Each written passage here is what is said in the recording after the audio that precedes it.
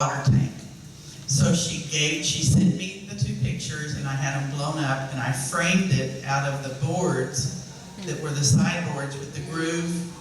And so hanging in my kitchen is a big picture of the Port Aransas water tank, and my table, and several coffee tables and end tables have also been built out of that cypress. And I won't let it go for anything. One more thing, that tank existed back before we got water from the mainland. And the island water was brackish. So we had a water cooler and used 5-gallon bottles of water that my father would fill with a hose and bring down to Port Aransas every weekend. So he came on Fridays, and in this particular instance, we ran out of water on Thursday. So Mother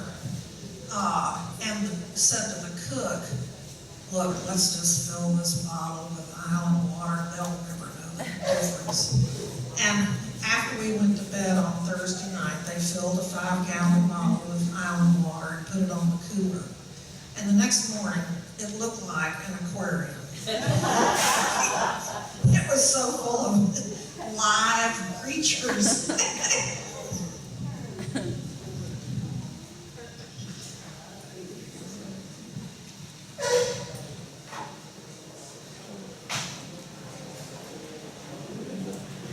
I'll tell you one thing, I don't know whether I can beat those stories. They got something we're standing up to. I'm gonna skip y'all.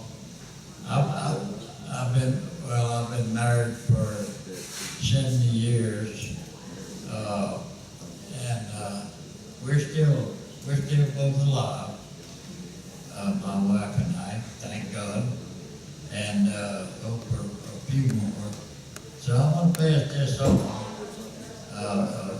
All the stories that's being told here, it's not unbelievable. It's all passable. Here's your Jackson. Maybe I can tell one that's not plausible. One thing I haven't heard here today is any fish stories. I'll try to tell a fish story. Actually, we've been vacationing down here for a little over 50 years. And some of the best times I can remember, Mom and Dad would always let us bring a friend with them. And we bring our friends down here, and after the movie Jaws came out, a bunch of them wouldn't even get in the ocean to swim anymore. That's all they were afraid of, the corpses and sharks and everything. But some nights we would go down to the Bay Area, and we would gig for flounder. And one of these little friends that my brother brought with him, his name was Jack, but everybody called my dad Mr. Bob, because he was kind of like a sea captain. He was pretty boisterous and did it his way or no way. But anyway, after we probably walked half a mile, and Jack took that gig and he stabbed it in the water. He said, "Mr. Bob, I got one. And he started to pull it up, and my dad said, "Don't pull that thing up. It's got, doesn't have any barbs on it. You got to reach underneath it with your hand and bring it up with you." So Dad went over and showed him how to do it. Dad reached underneath there, grabbed that flounder, brought it up to the surface of the water. It wasn't a flounder, stingray. But I've been down here just about 4 months now. And my father's 87. He's in an Alzheimer's ward. And when I first moved down here, my brother had his cell phone, and he told my dad, he said, "Dad, so Lonnie has moved down to Port Aransas." And my dad asked him, or he asked Clay, so ask him if the tarpon are running. It's like a broken heart. He can't remember what happened 5 minutes ago, but he can remember fishing for the tarpon back in the 60s. And that's what we came down here, and he taught us a lot. Thank you.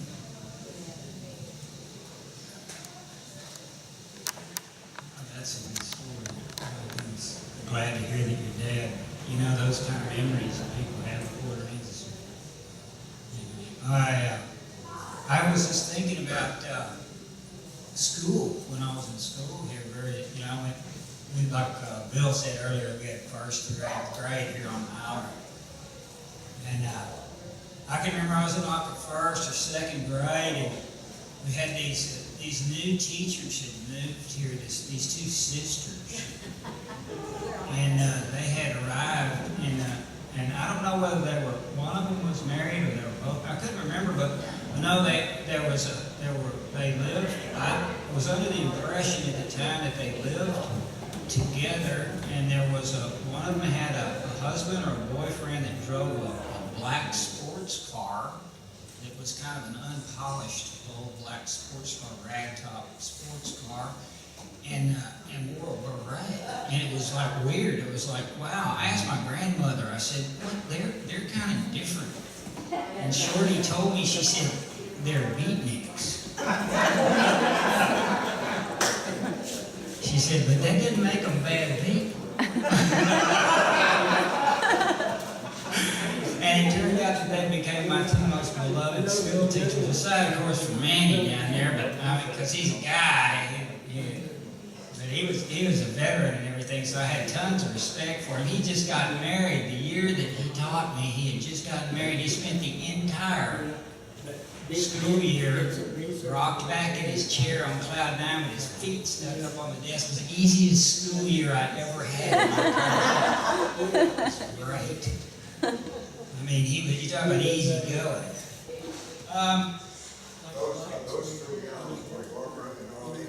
That's the 2, those 2, yeah. Were you the guy in the beret? Were you the guy in the beret? You were the other one.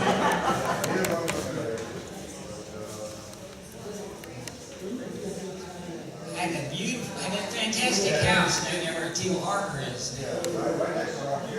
Yeah, and the house right up there was great, set out there over the water. That's exactly right, yeah, OMG. I've been looking at a couple of structures, and I want to catch pictures of them, see if anybody knows what they are, because I've been here before, and nobody has known. There you go. Yeah, I remember those. So if anybody can tell me what it is, what's the picture? Yeah, well, have a look at that. There's some stuff that's changed here on the island. A lot of people don't know it. There used to be a lake right here. If you find an old photograph, the right old photograph, you can see there used to be a lake that ran just right over here and ran kind of in this low spot that you see when you go down Oak Street, kind of divided that whole area right there.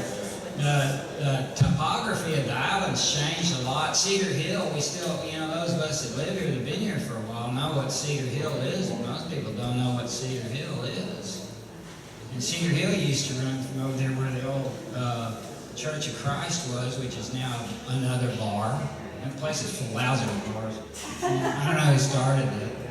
But it runs, ran all the way across there down to where Laurel Street is now. That was all ran all the way back there, and there was a lake behind there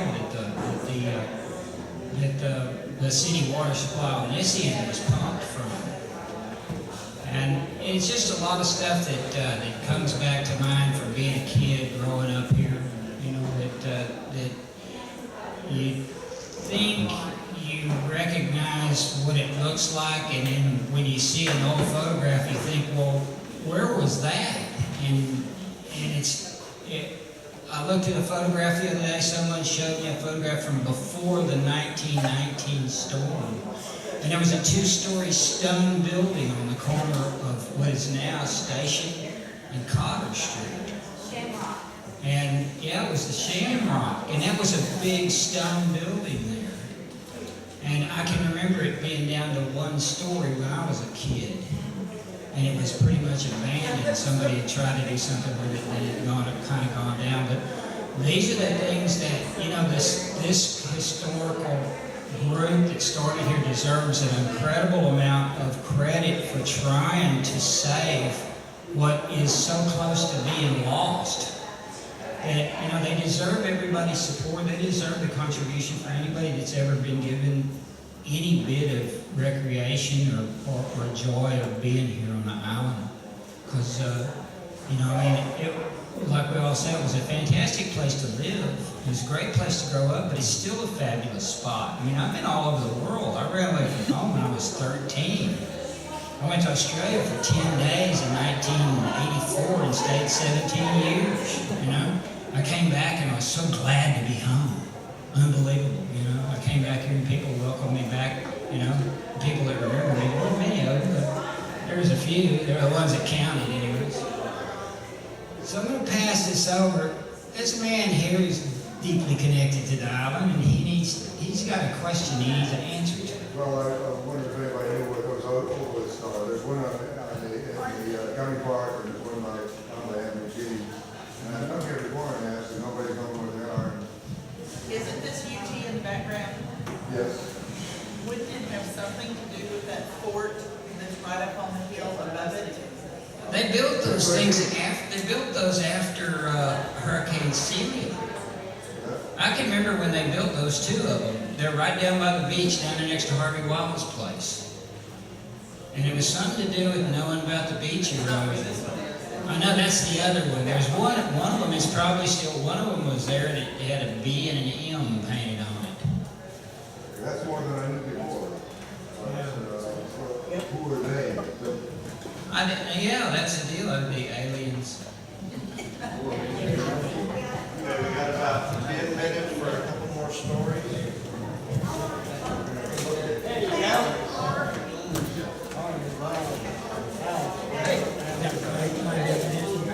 I don't know, it's the one that's down to the museum. I'm pretty sure it is, yeah. Or no, maybe it's not. I know it's expensive. Yeah, this is takes high definition, high definition makes it sound so I think I'm actually true. I was no forgotten the story. The nice thing about it, I was telling you about starting driving at 11 years old. The nice thing about that was I was one of the earliest kids to drive, so I got to teach other kids how to drive. Nobody, folks didn't know it, but I did. And also, I would get calls at the house, would you go to the grocery store for me, from various hundred people, and I'd go to the grocery store, and the Gauldings would have their sacrament, and I'd call it to whoever it was.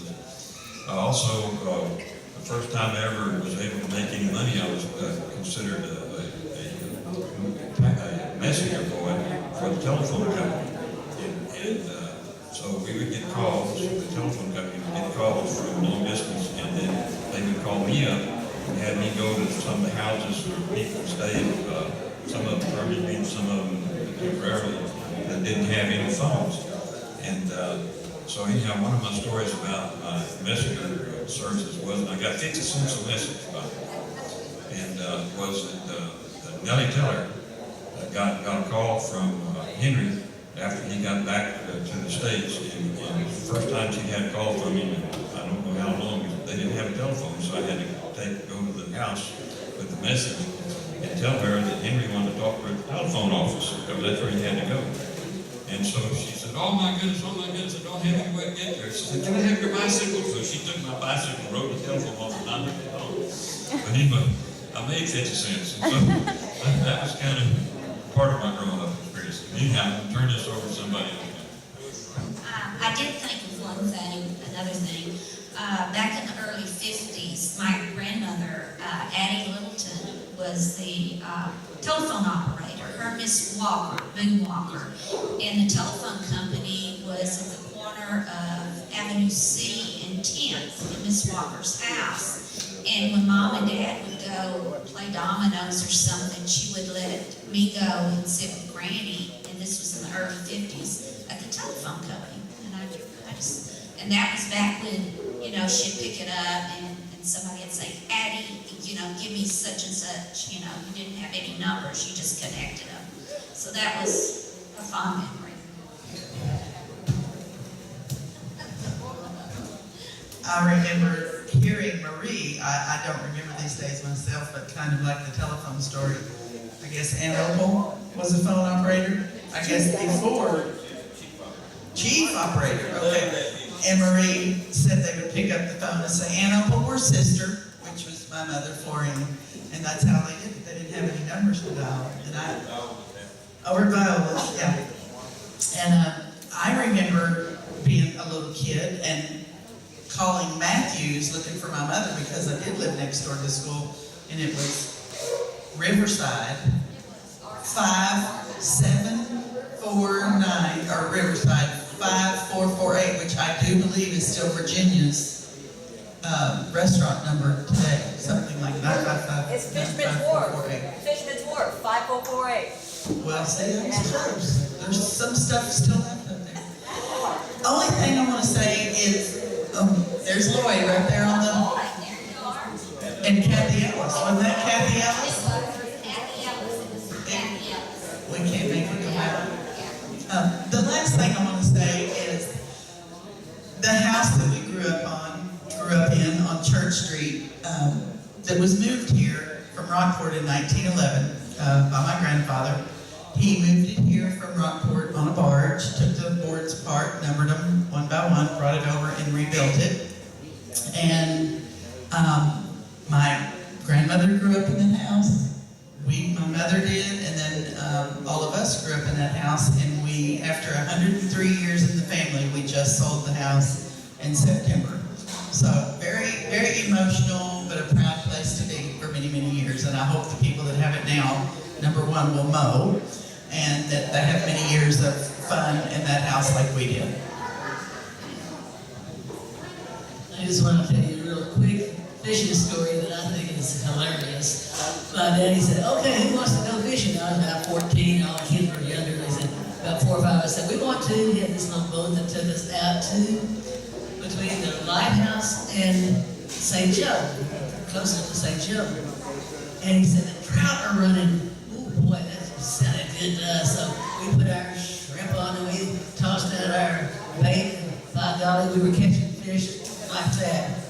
And then all these other boats weren't catching anything. They were watching us catch all the fish. How come, Daddy? How come we get to catch all the fish and they don't? He said, well, yesterday I came down here to scoop out where I want to take y'all fishing and found this little hole down there in the sand, and I knew that would be good. Said, and then I put a big red X on the boat so I know where to come back. One of the things they asked us to do was talk about things that we used to do in the old days that you wouldn't do now. Because Mother had so many children, and we had friends around all the time, and there was no daylight savings time, it would get dark at a normal hour, we had our weekly nighttime activities, which were every other night to go to the picture show, which everybody did. And then on the off nights, we would catch frogs in the yard, and or we'd take the dog down to the beach and catch fiddler crabs, or we'd go ride the ferry back and forth with Dewey. So that was the way we got through our week until the weekend came. One other thing that I'm reminded of because of the telephone company talk is that where the telephone company is now is our old ice house. And we had an actual ice box with the sliding doors on the top that you put blocks of ice in. And the cook and whatever grown men were around would go down to the ice house every day with their tongs, get their ice, put it in the ice box. So I was fascinated by that because it was kind of a grown-up men's activity. And I would go every once in a while and ask if I could go in. No, I couldn't go in. Finally, one day when I was about 6, they let me go into the ice house. And it was a Gabriel Garcia Marquez moment of magical realism, just because the whole thing was full of great big fish hanging from the ceiling. Marlin and sailfish, sharks, tarpons, and everything. I've never forgotten it. She mentioned the movie theater. I love the movie theater coming down here because we didn't have one like this in Fort Worth. But you walk in and you sit down, and you look up, and you see the stars and the moon and everything, and you're at the outdoor theater. That's the way it always was when I was coming down here, right? Did you ever go? You had to slather yourself with 612 to go there.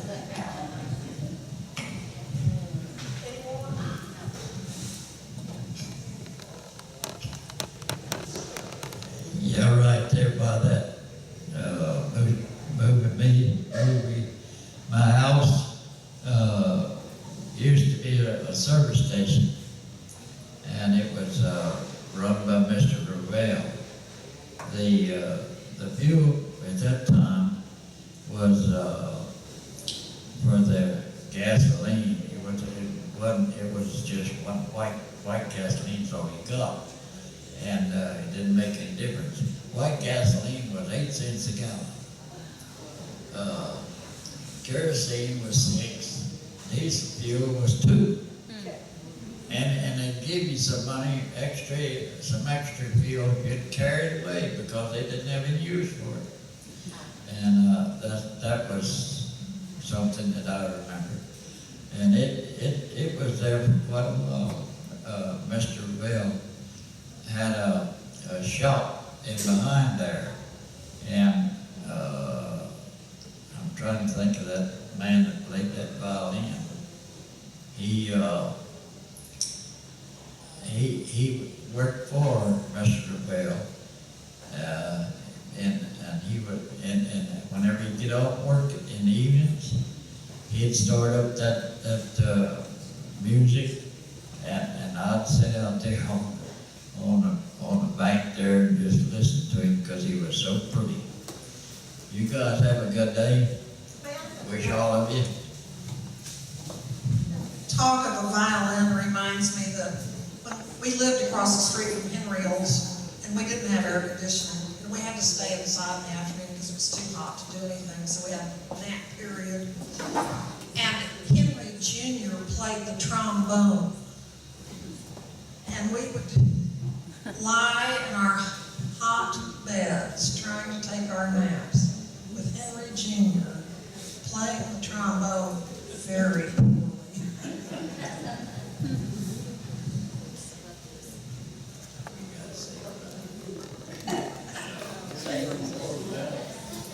Can I just give you all a little bit of a link in between the past and the present? The house I live in now was one that my grandfather built. When he came down here, he was a carpenter, and about the only person that gave him a job was a man by the name of Tom McNamara. Him and Mac Fowler was my grandfather's name. And Mac and Tom started a company, it's the Fowler McNamara Construction Company, and they built some houses. And I live in one of those houses now that my grandpa Mac built. And it's all built out of beaded car siding, the old cedar is cheap, and it's rather knotty pine is what it is. And some friends of mine from Austin came down a few years ago. Well, it was about the year 2001. I remember they came up and they brought some friends with them that were billionaires. They'd done real well in the computer business, and they were suddenly wealthy, and they'd come over from the West Coast and moved to Austin, and brought their whole concept with them. And they came into the house, and the lady looked around in my house, and she said, "Wow, where did you find all this beautiful lumber to align your house with?" And I said, "Lady, that's what it's built out of." So it's one of those deals it was beyond their realm of comprehension that somebody actually lived in a house that was built in 1946. It's kind of weird. But that's a lot of that stuff went on here. People actually built their own houses, and some of them still live in them. Thank you.